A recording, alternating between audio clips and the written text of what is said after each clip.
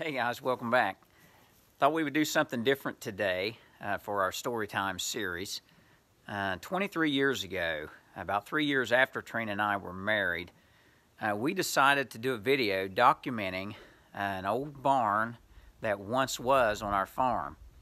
So I've decided to take clips from that video, put them together, and show you the old barn that we always referred to as the Holly Barn. Now this was Newt Kite's barn. If you've been following my videos, this was the barn that Newt's family built and that he used.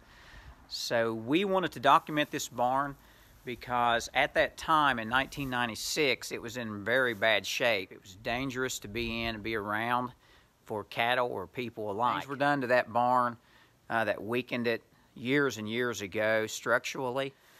So we went in, we documented it, and I just wanted to show you and tell you as best as I knew it at that time, the history of the barn. And there's no other structure on a farm that is as important other than your home than the barn that's on it. So I kind of wanted to share this with you guys today. I hope you enjoy. I do apologize for the sound quality of the video. Back in '96, we didn't have very good cameras, so it just is what it is. I hope you enjoy it. Thank you guys for watching. We'll catch up with you on the next video.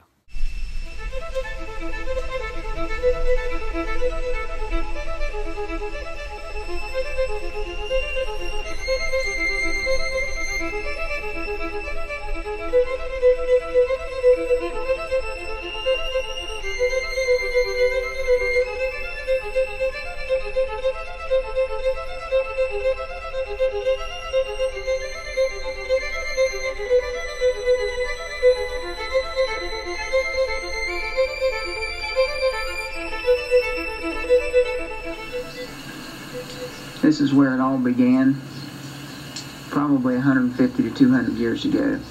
There was a new barn built over the old barn. What you see there is the old rafters, pole rafters, and the new rafters and tin over top of that. The old log barn was the original. There's some of the logs there. And it's at least 150. This was probably, the log barn was probably built by the Kites. They owned the farm. The maps that I have in 1887. And the only Kite that is remembered by anyone in my family was Newt Kite. And it was probably his dad that built the barn because I think the barn is older than Newt. There's the beam that goes across the whole top of the barn. And it must be in joints of at least 40 feet long. How they ever got it up there then, I don't know. The second owner of the barn after Newt Kite was Ike Gillen. That was his son-in-law. Married his daughter, and Ike, I don't believe was a dairy farmer, but he farmed here and used the barn for several years. After Ike sold the barn, he sold it to Judd Holly. And Judd Holly's wife, Virginia Holly, and Elizabeth, or Liz Keeney, dairied here. I'll take you around and show you their milk parlor and their milk house in a little bit.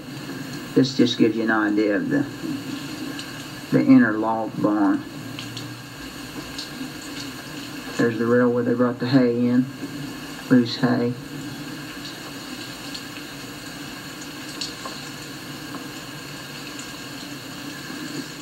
Logs there that have been cut. There's some logs there.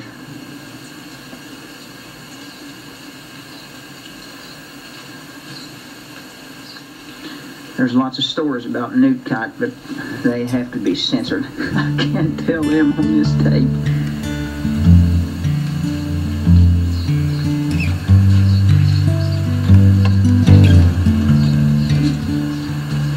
There's a manger. After Judd Holly's wife passed on. Judd sold the farm to my grandfather, Carl Pratt. They never made any major changes to it. They've used it for years up until it got past use. We've used it up until probably, I'd say, the last 10 years. The last 10 years it's been too dangerous to fool with.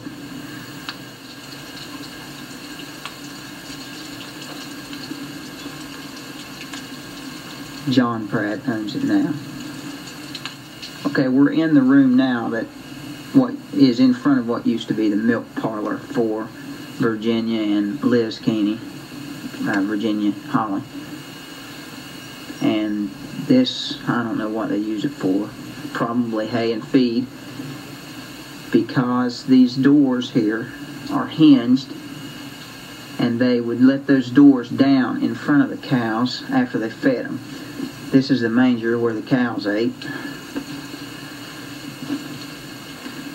David and I looked this over and decided they could probably hold about 15 in here. The cows were in these stanchions. They were milked there. There's a gutter behind them. Can't see it now, but that wall there was all enclosed. There was some windows. Let me see. There's the windows there, the ones that remain, and the door was probably on the end. And they had to carry the milk from here to the milk house, which we'll see later. 2 women did this. No help from any men. There's an old glass jug. We found lots of glass bottles in the barn, but that's the only glass jug that we found. This is the reason the barn just had to be destroyed. It's too dangerous to fool with. A lot of the cross logs have broken off, fallen. The whole loft floor fell in. This is all part of the milk parlor. We'll take you through it now. The sled there is believed to possibly belong to Abby Pratt, but we're not sure. There's stanchions. They put rods through the boards to hold them in. It's a little different than our stanchions at the barn. Behind them, and there was the doorway out to the other part of the milk parlor. It was all whitewashed, and this ceiling was even painted. It was all inspected. They did have electricity, I saw, so it had to be after 1940 that they milked here. All whitewashed. This is what once was the Kite Farm. This is the reason this barn was built.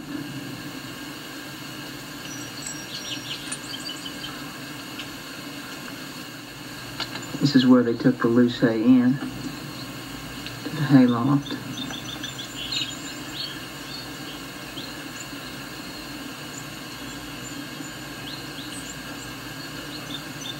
There's the old milk house. Pretty good little walk to carry a can of milk. It went out there.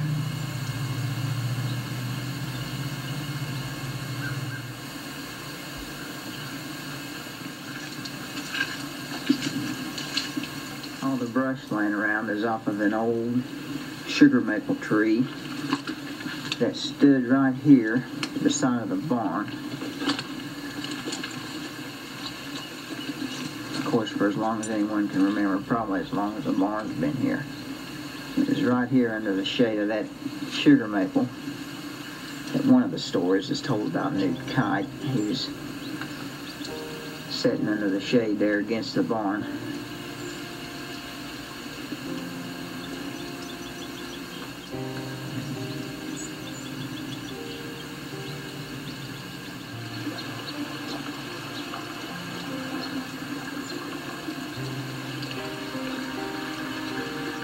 Here's some of the cut stones used for the foundation.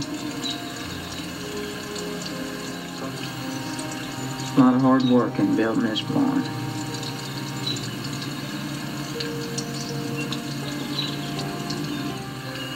The hole in the creek. Can you find it? They say there was lots of baptisms in that hole because there's Rankin's Creek and the creek that goes up to King Hollow meet there.